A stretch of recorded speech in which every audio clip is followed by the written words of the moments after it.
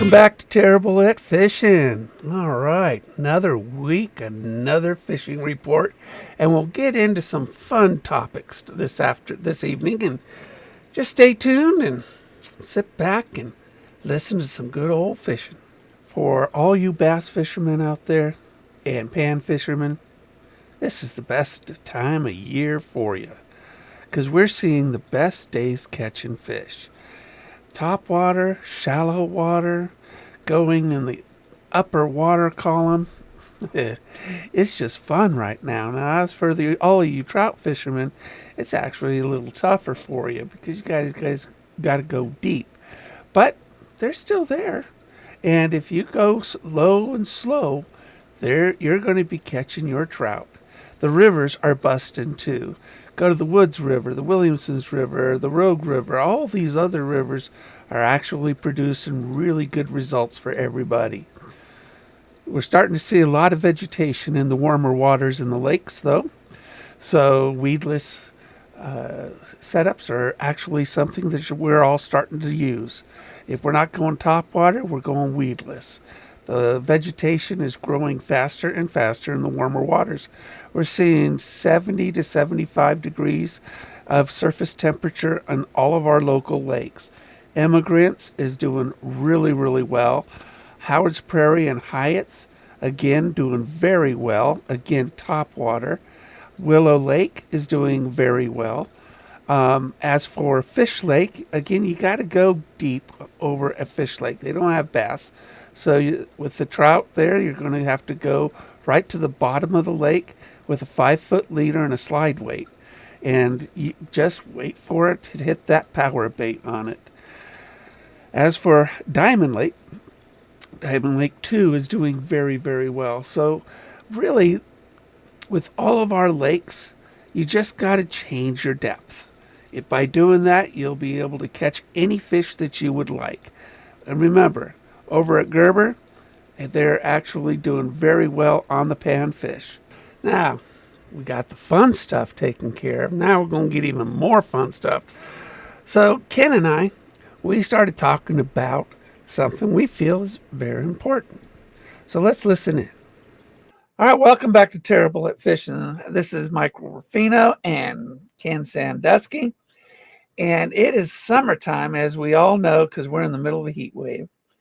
And the waters are heating up and the fishing is really good. And today I was out on Lake of the Woods. And when I came off the lake, a gentleman approached me and he was visiting and he had all these children. And they all love fishing. And so being me, and I make baits and I have a tackle box typically. Now, don't hold me to this every time a child sees me. I have a tackle box that I have giveaway baits for the kids. And so 2 boys, I gave them baits. And then all of a sudden I found out they had 2 sisters that like fishing. So they wanted baits, so I gave them baits. This happened last week too. In fact, there was a gentleman on the dock says, you better get out of here. You're going to run out of baits. And so I just love giving the kids a prize, and there is something that because of COVID, children have cocooned themselves. They've forgotten what it was like to play outdoors. And so when I see children outdoors playing and having a good time, I almost have to add to it somehow. And, Ken, you've done children's events. I've done children's events. In fact, we have some more derbies coming up. But tell me, why do you enjoy doing children's events? I told you last time I want to tell stories. Okay. You told yours here. Like 10 years ago, I lived in Battleground, Washington for my job, and I fished the Lewis. The East Fork was right next door, and the North Fork a little bit north of that. By the way, another Pacific Core river with 3 dams that they talked about tearing out and then ended up with a trap and haul situation, but that's for another episode. So That's on the another. North Fork of the Lewis, there's a hatchery where this coho come, and I just love coho because they'll bite a spoon, they'll bite a lure. And I spent a lot of time across the river from that hatchery intake, and they'd all be fishing with bobbers and a jig or maybe drift rigging, and it's kind of bad to pull up to a battle fishing hole and change up, but I'd find opportunities to throw my spoon. And often when I'd go there, I would end up being one of the only ones who was catching a fish because they'd seen enough of that drift rig. And then, you anger them enough by bopping them in the head, they'll bite even when they're lockjaw. And so one day I had caught the only fish that day, and one of those kids wanted to see what the heck was going on. Obviously people had been bad mouthing me from the time I walked up, so he wanted to see what the gig was, and I bit that lure off. It was a little Cleo with a spawn bag kind of pink center, pretty common lure, and I just gave him my lure, and he caught one before I'd left the hole. And so, that I like what you're talking about. I've given away a lot of lures, and my Hank Parker would want you to do that. Giving away lures, that that is just, if I've caught my share and I know what's going to help those kids, that's the real reward. As far as the events go, it's the ethic. It's recruiting, new passionate, members of our community. And I don't have kids, so I pass along what I can, the way I can. Yep. No, I find I have three children. They're mostly grown. I got a 16-year-old daughter at home. But I'll tell you, I really think COVID did it. I mean, it cocooned all these kids and kept them indoors on school, on their tablets and their computers. So when I see kids out on the lake, I have to help them. I always stop by. There was a little boy on the other side of the lake. His family owns a cabin at Lake of the Woods, and he was in his little pedal boat, and he was crying in his pedal boat. And so I was in my kayak, and I paddled over to him, and I asked him, I said, "What's going on?" And he was frustrated because he wasn't catching any fish. So I looked at his rig, and I tied on one of my jigs, put a little power bait on it, took some power bait out of my jar, put it in a baggie, so he had extra power bait. And I told him, I said, just put it off the side of your boat and drop it to the bottom of the lake and lift up your tip just about 12 inches. Inside a minute, he got a perch. And he went from probably the most saddest kid on the lake to elation, to a child when they connect that way with sport. It's the best moment of their life at that moment. Now they're going to have another moment and another moment and another moment. It was just about 2 weeks ago, some 15-year-old kid, what was his name? I forget his name, but he caught a 5-pound largemouth at Lake of the Woods. I mean, it's a personal best. That's a bucket mouth. It's a hog. It's a beast, big old fat thing. I mean, I cannot get over the innocence of that moment with a child, because to them it's the best moment. And with us as an adult, I don't give baits away to adults because to them it's just another bait. To a kid, it's a trophy. I have given away lures to adults. I've If they deserve it, if it's an honest try, to get better. I'm all about helping people, catch fish, because like I've said before, then it gives me the opportunity to also pass along this other ethic that goes with it, Right. catch and Yeah, release and hauling your trash out and all that stuff.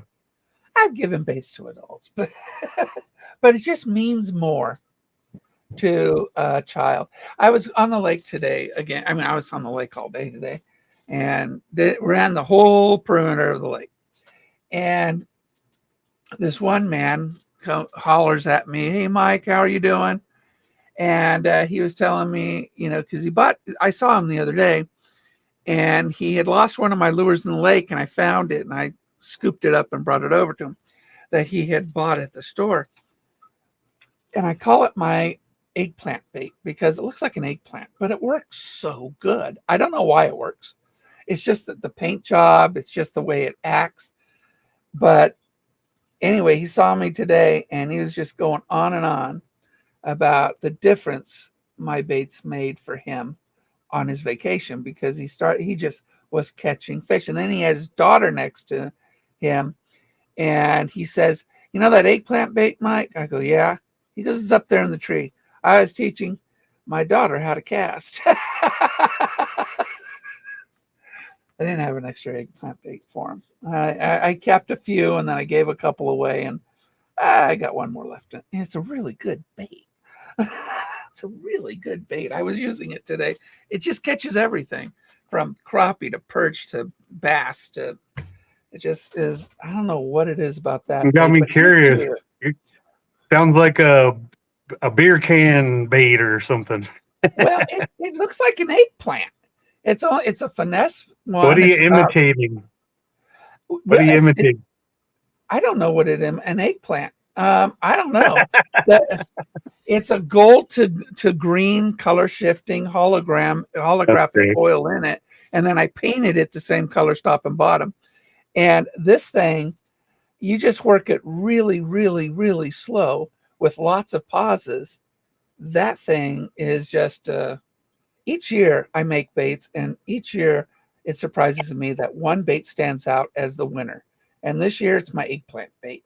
I don't know why. Last year it was a coffin bill. That coffin bill, 8 out of 10 times you cast it out there and you would catch a fish. People would come up to me, "What do you got?" I got this little thing.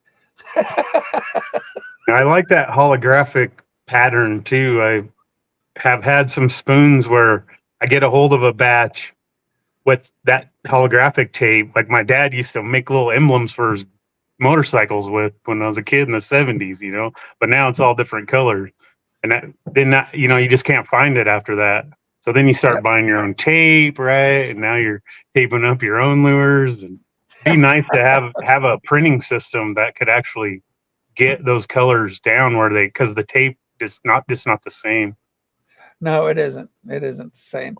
This every year with all the baits that I make hundreds and hundreds of baits every year, and I just don't know what's going to work. This morning, I go out and I wanted to test a couple new colors that I mixed in for my soft baits. One sort of a crimson red with I put like a pearlescent finish on it, and then another one was a green pumpkin. Now I don't even know why they call it green pumpkin. Pumpkins are not green; they're orange. So who's the idiot that thought of green pumpkin? So I made this green pumpkin again with a pearlescence in it. And I throw both these baits out there, and that green pumpkin just was the winner, hands down, over the crimson red. I mean, every fish was wanting that. I don't know why I call it green pumpkin, though. I ain't never seen a green pumpkin What color are in they my life. before they turn orange? Are they really green? Yep. Yep. All the squash too, before they ripen, then they turn color. I don't pay attention to unripe squash. I'm not a big squash fan. Stay tuned for the next segment. I promise I will not tell you why I dislike squash.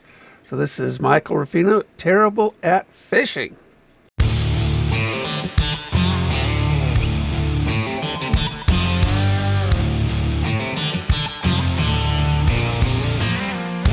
Welcome back to Terrible at Fishing. Well, the one that bothers me is chartreuse. What the heck is with chartreuse? We It's spent hours on that one out the fishing hole. well, you know what? When I worked at Lake of the Woods, they have the marina people have to wear a chartreuse shirt, right? Just like everybody else in Oregon that works out, in traffic or something. It is the dumbest color in the world because at Lake of the Woods, those hornets are attracted to chartreuse, and you are fighting off hornets all day. I never got stung in my life before working at Lake of the Woods with that stupid shirt on, and I was always getting stung in my hand. Big old stingers we were pulling out of our flesh. I mean, yeah, I don't. What is that? Is that an Oregon thing where everybody that works like where there's traffic, you have to wear this stupid color? I think you do because it's not a coincidence. I don't know, but it sure does work to catch a fish. Maybe that's why the bugs hate it so much. That fire tiger color or some, anything with that really bright green mixed in sometimes will be the key. Well, I have a color back here called lime truce. I don't know. I guess it's a little greener, I guess, but it does work. And I do make baits in the lime truce. But I just, I wanted to see if I could make my own green pumpkin that worked. And it did. I was shocked. I really thought the red would be a better color, but red's probably better in the spring when the crawdads or crawfish are red. And, right now the crawfish are not. There's sort of I don't know what they are. It's sort of like a brown, but they're not really red right now. So it's probably why. I don't know. It's probably a seasonal thing. So we sort of got off the track of children, didn't we? All great baits for kids. I give baits to kids. Yes. All great baits for kids. All my listeners out there. And now I'm going to start hearing Mike, and pull me over, and I'm going to run out of baits. That's why Cincos are good too. Yeah, I should. Throw them a bag of Cincos, like old Hank Parker. I got little grubs, that in that color, it works really, really good. They just have to put it on some kind of jig, and they'd have it going. But yeah, that's I'll tell you another story too about every year on the first weekend, I think in June. Is it June or July? I forget. We have a children's event at Lake of the Woods. And I think it was last year, I had this little autistic boy, Blake, go to the kiddie pool, and we got a big old trout on his line. And he was, just a cute kid. And Blake, we hooked that with that fish on it. And next thing I knew, I looked around, Blake had gone running.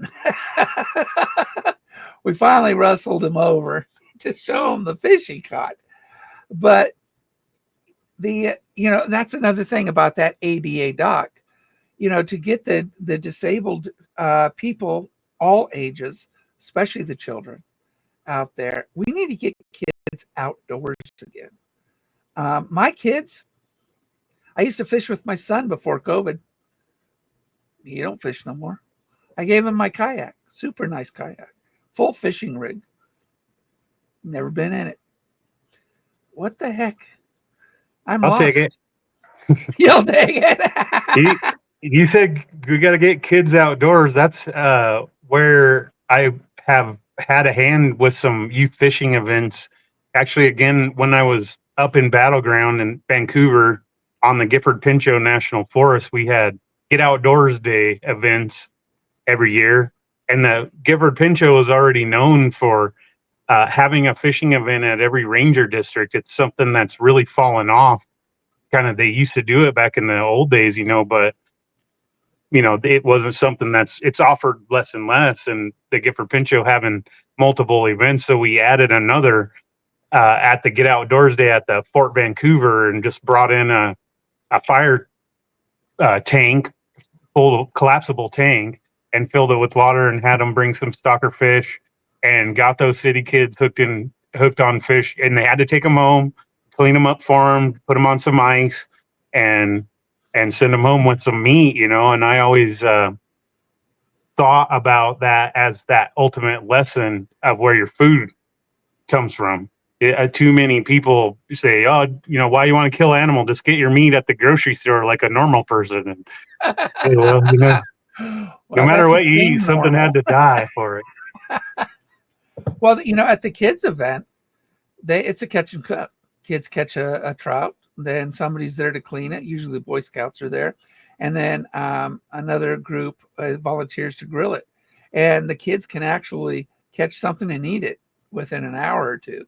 And it's just, I mean, it's really neat that they can see something that they contributed to. When we were kids, we would contribute, by having a paper route or mowing lawns or something like that. Kids don't do that anymore. They just don't.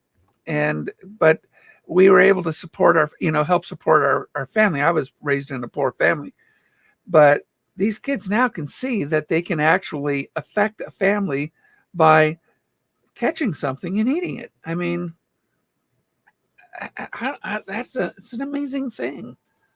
I love Yeah, that that about how that snowballs is what I'm really interested in, right? And I hope so. I always call it the connection to creation.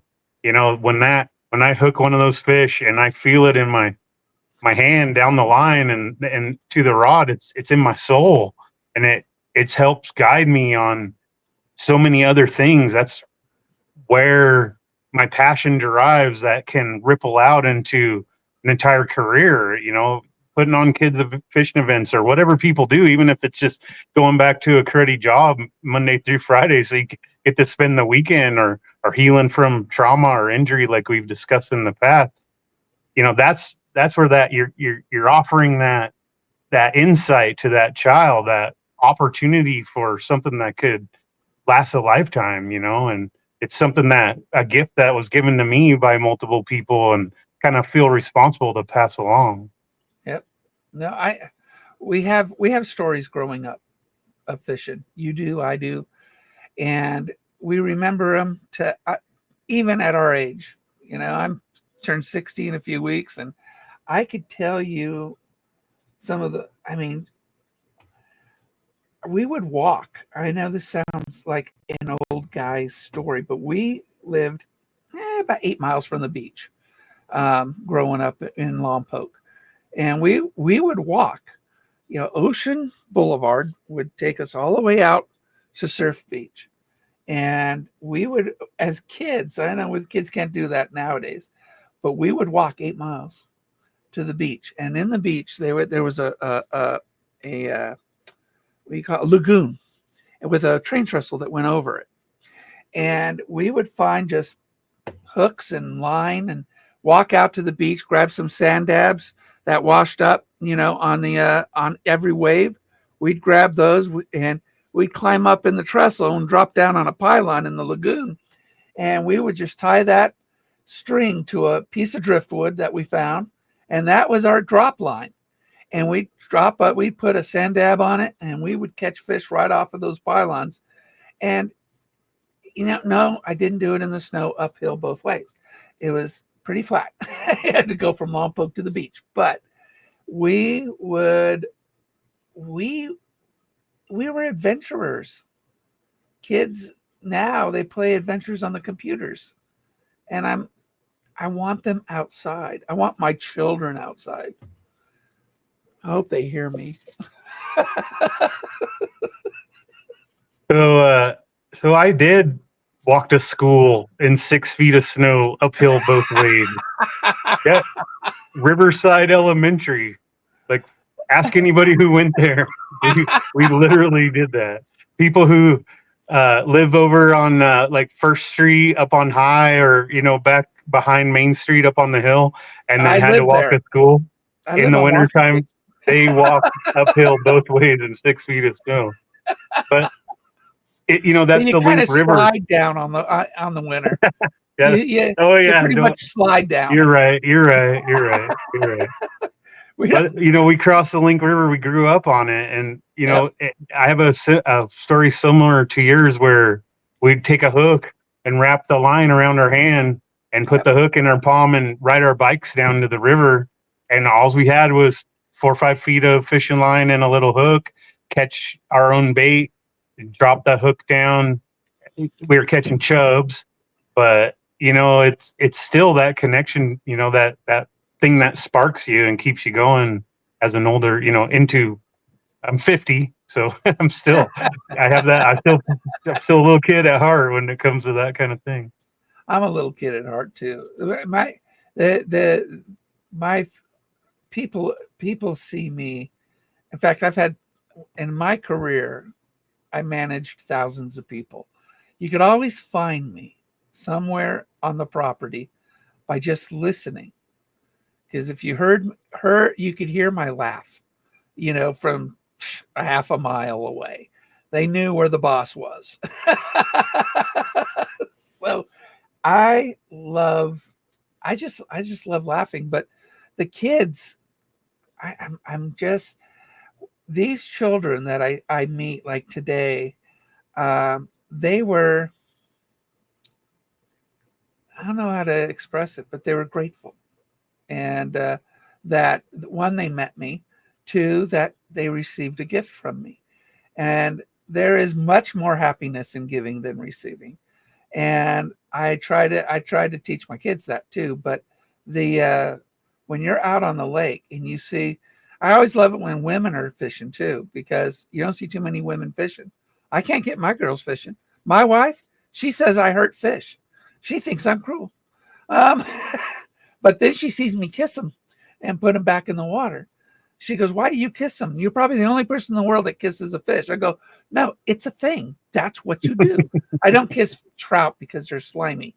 They leave something behind. I don't do that. But bass, yeah, they're clear. They're clean kissers. You're probably lucky she won't go with you because every time I take my girlfriend fishing, she outfishes me. Oh, I would love that. I would love that. I would love that in a heartbeat. I would love that. But Kathy, she just first time I took her fishing, we were married maybe 4 months, and I took her to my favorite shad spot on a river, and it was a great spot.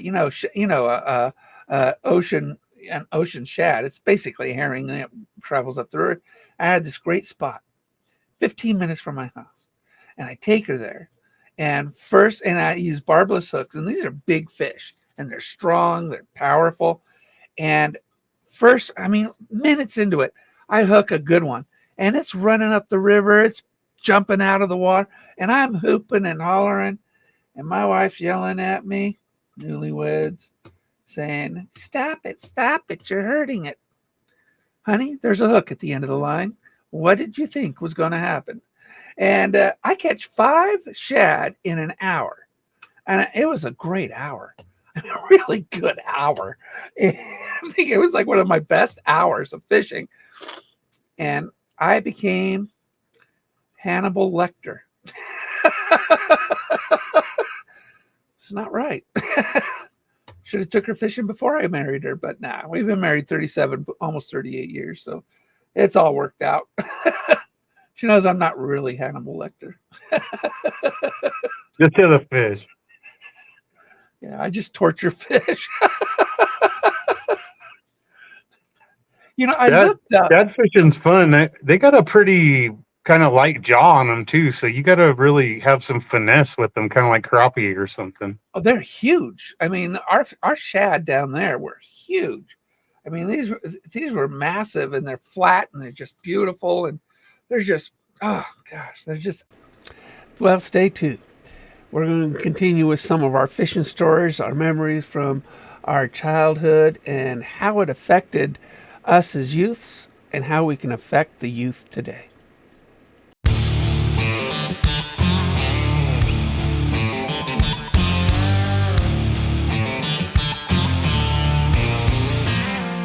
Welcome back to Terrible at Fishing. The Absolutely. introduced species up here, but it still seems to provide a decent anadromous fishery that doesn't take away from, like the native salmon and stuff. So I heard some people talking about predicting that we'd have a increasing shad run on the Klamath with dam removal.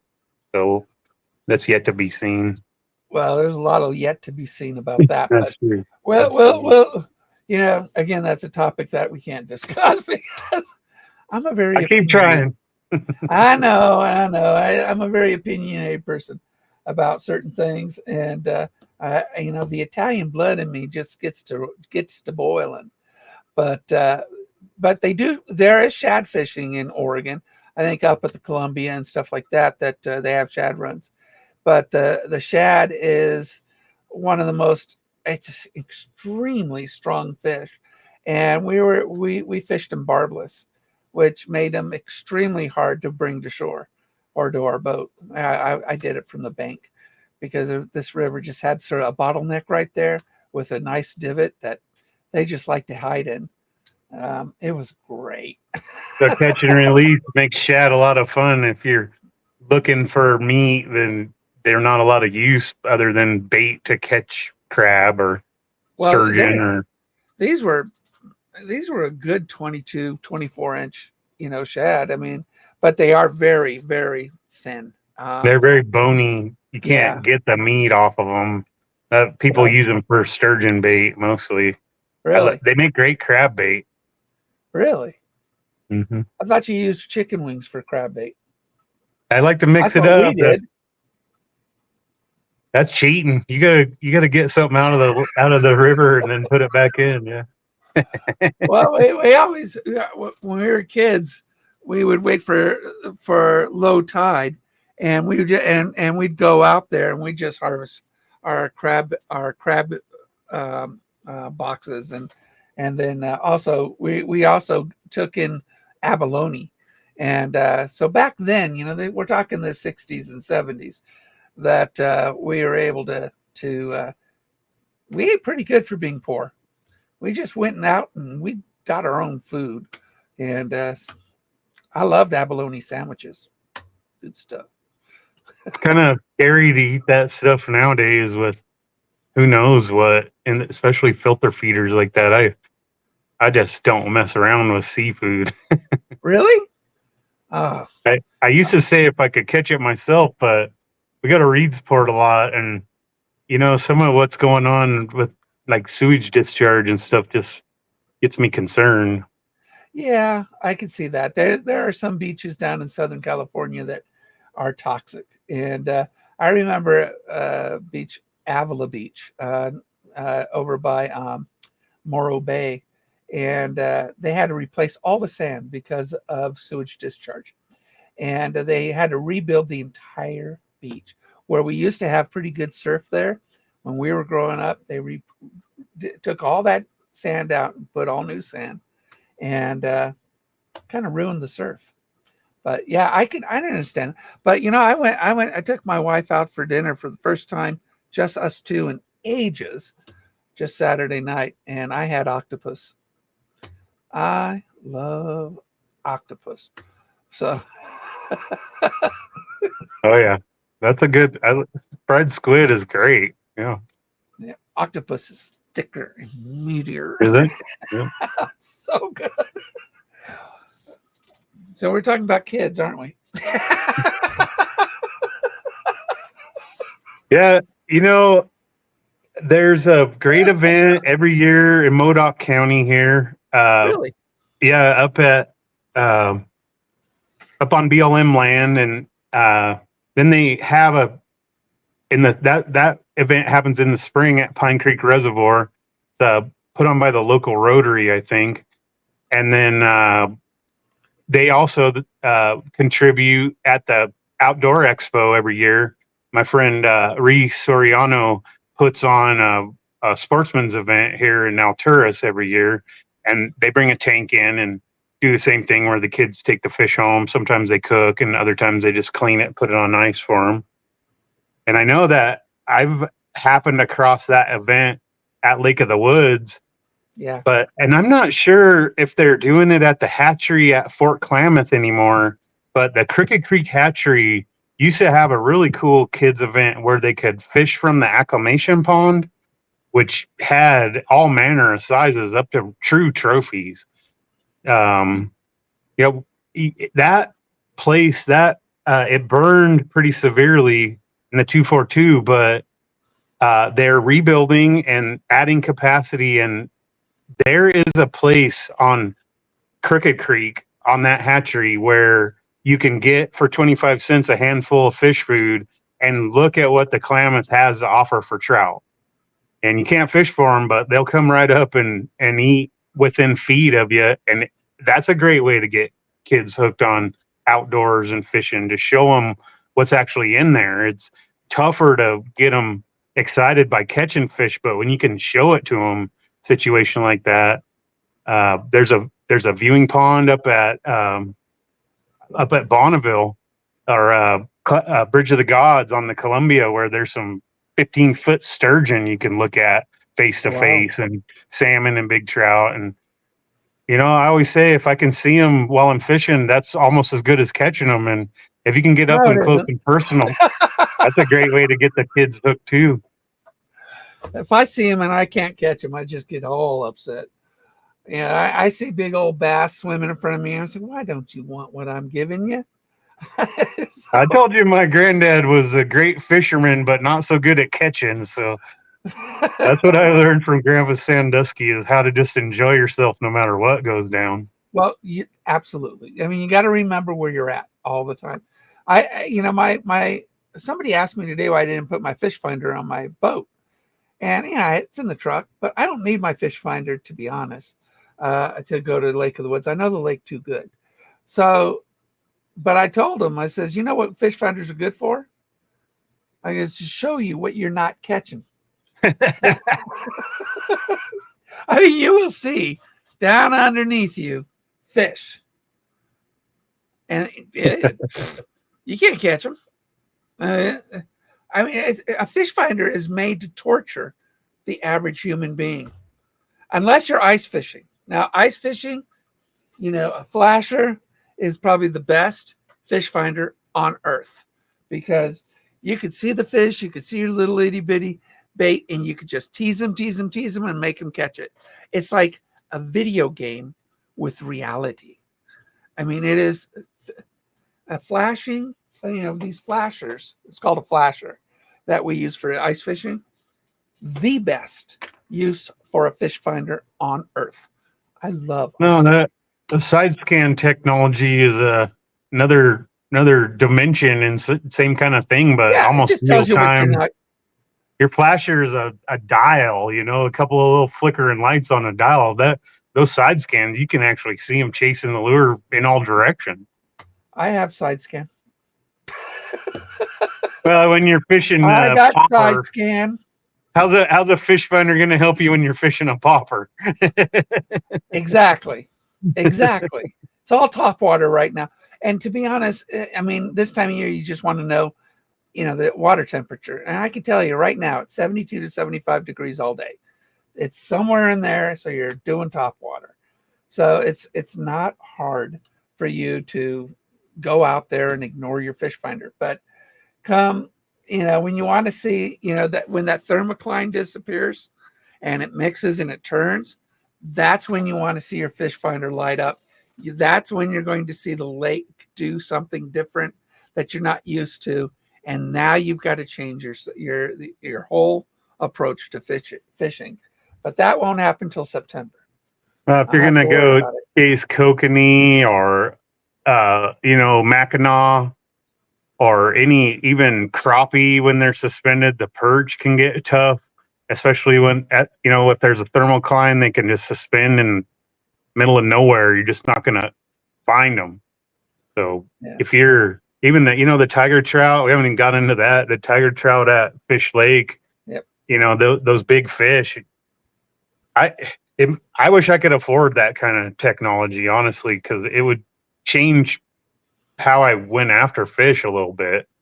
Well, now they got forward-facing sonar, and that's awfully expensive. And Yep. but forward-facing sonars, even it's like 10 times better than side imaging. And it is just a lot of fishermen say that's cheating, but it's just an improved tool. But they're probably just jealous because they ain't got it.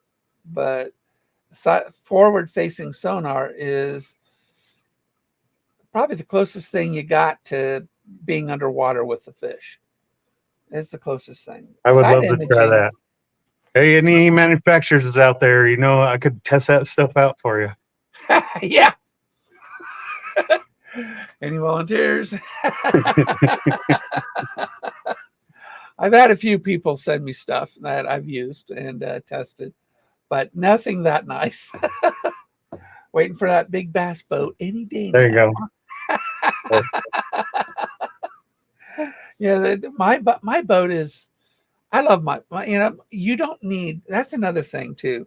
I see children out there in little kayaks, and they're out there fishing, and I saw lots of them today. And it is by fishing out on the water, you add to that experience when you're out on the water, Yes, not sir. just on the bank.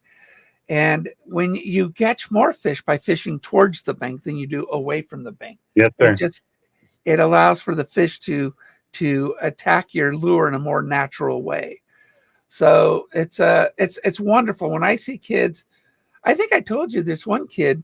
He said he caught a 7-pounder. I'm not sure if that's true, but his mom said that they You said weighed 5 it. before, but that's No, to be no, that was expected. another one. Okay. Another kid. I talked to a lot of kids in the lake, but this one said he caught a 7-pounder. His mom said they weighed it, and they didn't take a picture, but they weighed it. And so I gave him probably my favorite bait. That bait was so perfectly painted. I just, I don't know. I never caught a 7-pounder, so he deserved it more than I do. So I gave him the bait. I give a lot of square bills away. Yeah, I paint a lot of square bills. So, that a square bill is a fun bait to catch anything on. Yeah, I like the square bill too for that deflection. That we said this the other day, if you can bounce it off a stump or a log Yep, without rocks. hanging up, that's where you're going to trigger those great fish, especially smallies. Yeah, that's something else. A lot of people, they see my deep divers. I've got ones that go down 25 feet, and big old giant lip on it. They're not meant necessarily to go to 25 feet. So if you're in a 20 feet of water, you can run that thing down to 20 feet, and all those rocks down at the bottom, that thing's just going to be knocking, and that big old lip is perfect because it keeps the hooks away from the rocks and the wood.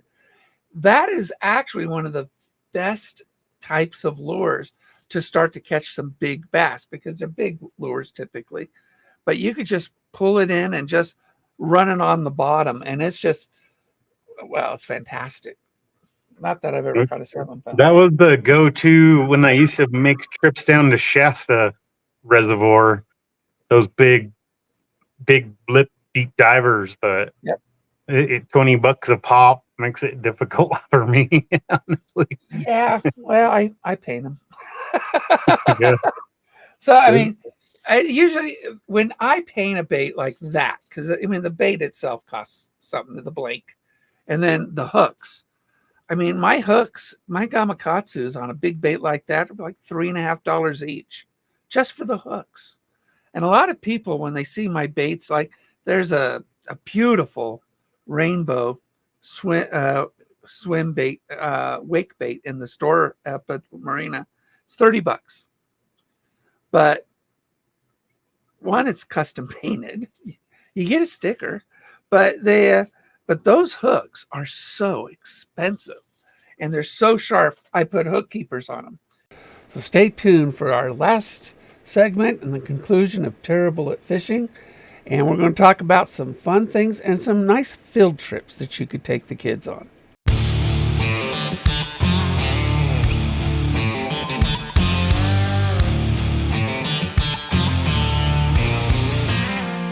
Welcome back to Terrible at Fishing. You know what? I always come back to the rubber baits and weedless hooks when we're talking about kids. Uh, I a couple of bags of Cincos and one or two bags of wide gap offset Gamakatsus, and you can get yeah, away with an entire trip. And I have a three and a quarter inch swim bait that I mold, and that one, yeah, you put it on a 1/8 ounce 3/0 and skin hook it. That thing right there, any kind of medium light rod is going to be able to throw it. And I always, when I look at kids' rods, I'll look at their line and their rod and make sure I'm not overpowering their rod, because if I give them a 3/4 ounce bait and they break the tip of their rod, their parents aren't going to like me. yeah, you better check the line too, because it could have been I on there do. for God knows how long. Yeah. I do. In fact, a couple kids that I gave some baits to recently, they had some braid line on it. And I was like, I never seen kids with braid line before. It's like, but you can cast farther with braid. That's the great thing about braid. It's stronger and it casts farther. So, I didn't. I set them up some pretty nice whopper ploppers. You don't have to re-spool as often either from sun damage, and if you're getting snagged up often, you can pull it through some stuff that you can't with mono. Now, I Yep. think I've spooled people up more times than I've given away other tackle. Uh, my Well, friends are notorious for just waiting until they go with me to get a fresh spool, But with kids, especially, that rod might not have been out of the closet all year, so they could hook the fish of the lifetime and never know it because that brittle line broke on them. So just yep.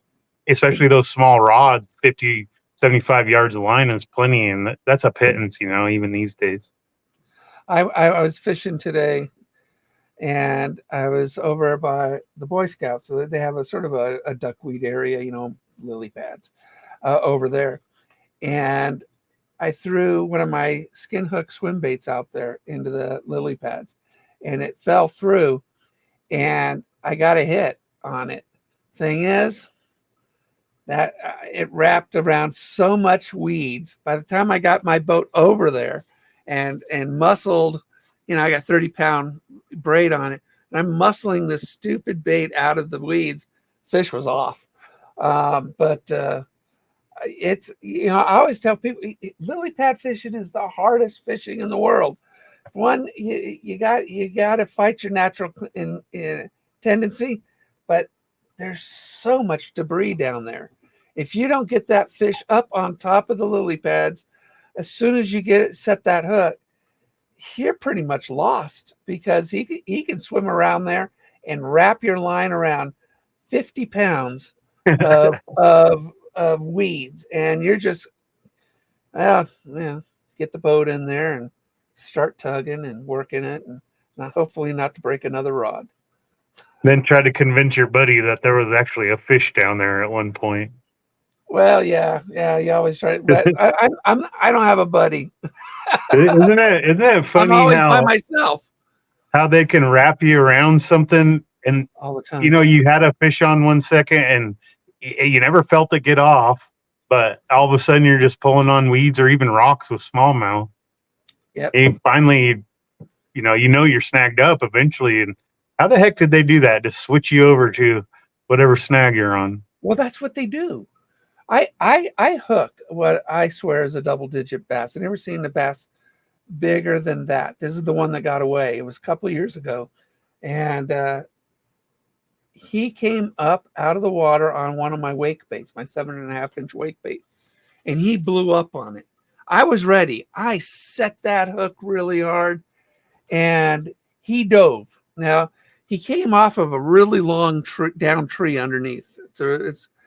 But there's a lot of other trees down there, not just one.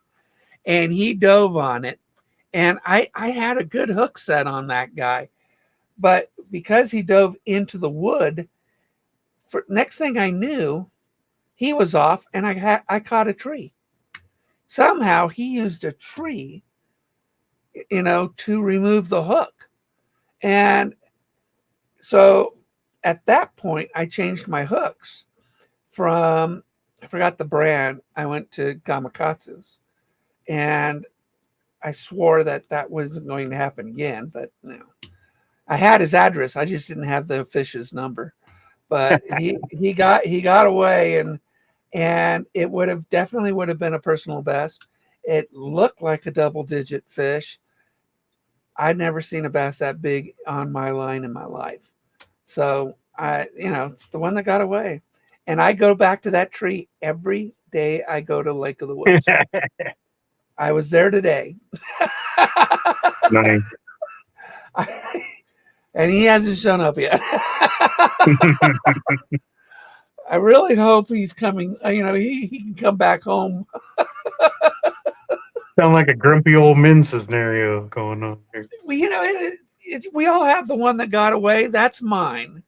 The one that, on my YouTube channel, Terrible at Fishing, you'll see me catch an 8 to 9 pound German brown. It's a good 27 incher. And he wouldn't fit in my net.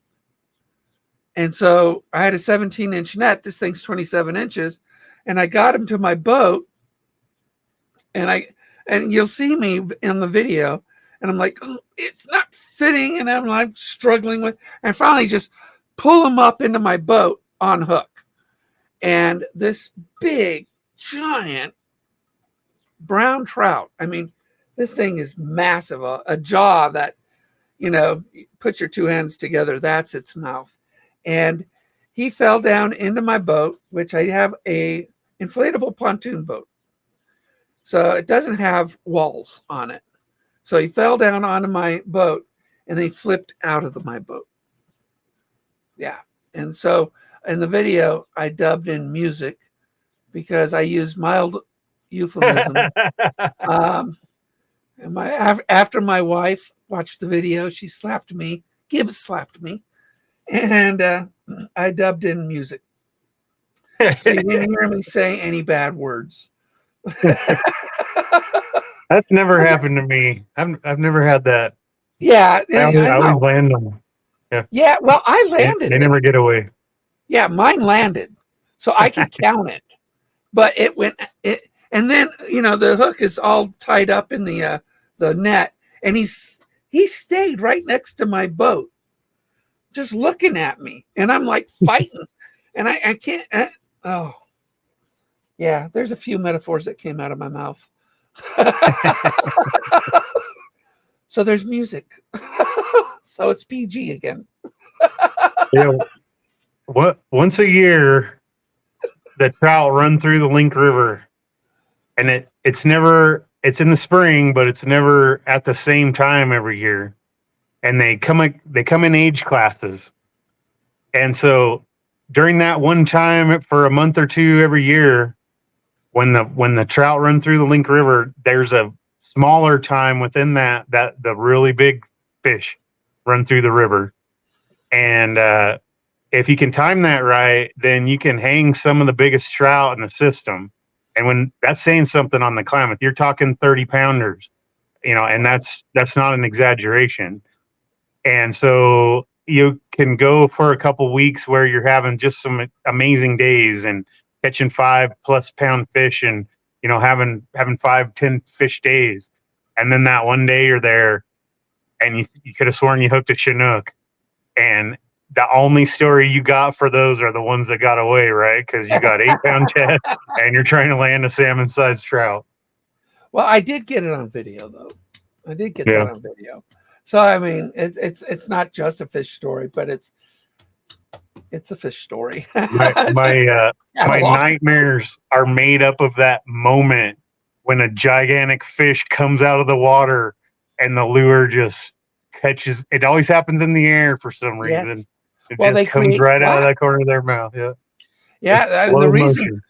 The reason fish jump is to create slack in the line so they can spit out that hook.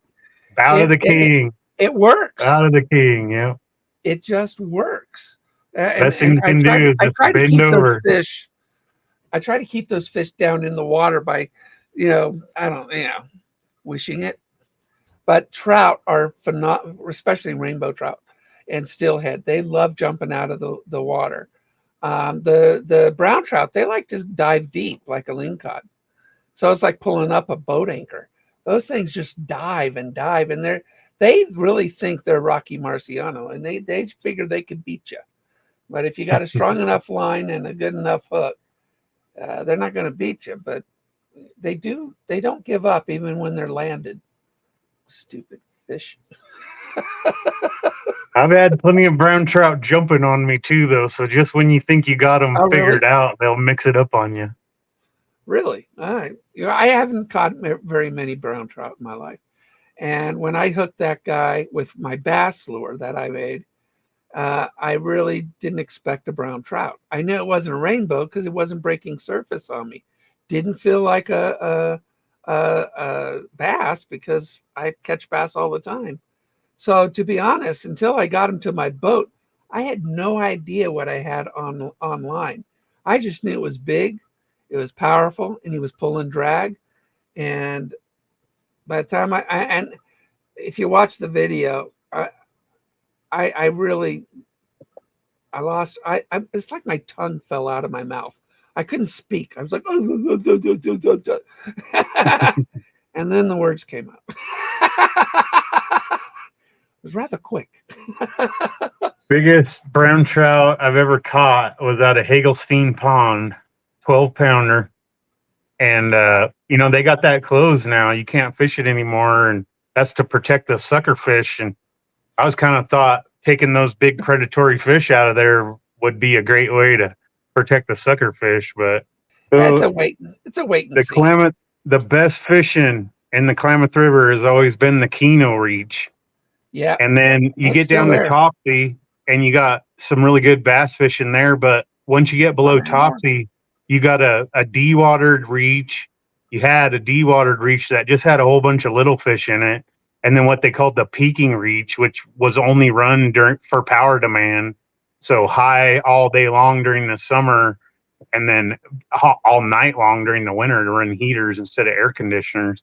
And so my point, I'm kind of from a Keno family and grew up fishing Keno, and a 2-pounder is a average fish, and we catch 10-pounders up to 10-pounders every year. If you go a year without hanging a 5-pounder, you had a rough year.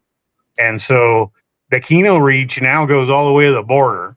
So whether or not it's good for salmon, you have a stabilization and reconnection of a system for trout that just hasn't been there before, and you've extended the best fishing in the river from Keno Dam down to the border. And so the river's ability to kind of clean itself by flowing and tumbling, it gets cooler, more oxygenated, and the algae can't live in there, and the water quality improves as the river flows free. They are offering tours to people from communities along the river. And so I just heard her name's Rin Brownell, and she's their information officer. She's doing a great job considering all the pressure she's under. Yeah. Even without that pressure, she'd still be doing good. She's just a rock star. But she recently announced that if you have a group from a riverside community, some sort of ties to the river, that she's authorized to give you a special access tour to any of the removal sites. So if you want to take a look, you get a hold of KRC. Ren Brownell's easy to reach through them. I think I've And that's for the kids too, my friend. and that takes us back to our original. So I want to thank everybody for listening to Terrible Fishing today. It's I really think you should have a day out with children. So maybe kidnap them before they go back to school. Kidnap your kids and take them up to the lake or on a hike someplace. I love bird watching. So I get some binoculars and just take the kids out there and enjoy nature, because there is nothing more, nothing healthier for you and for your children than to be out in nature and to just appreciate where you are. So thank you, everybody. Thank you, Ken. Yes, Another sir. fun show. All right. Take a kid fishing. Take your kids fishing. And don't forget to stop by my YouTube channel for visual videos on all these things we've been talking about. Take care, tight lines, and leave the area you fish cleaner than it was when you found it.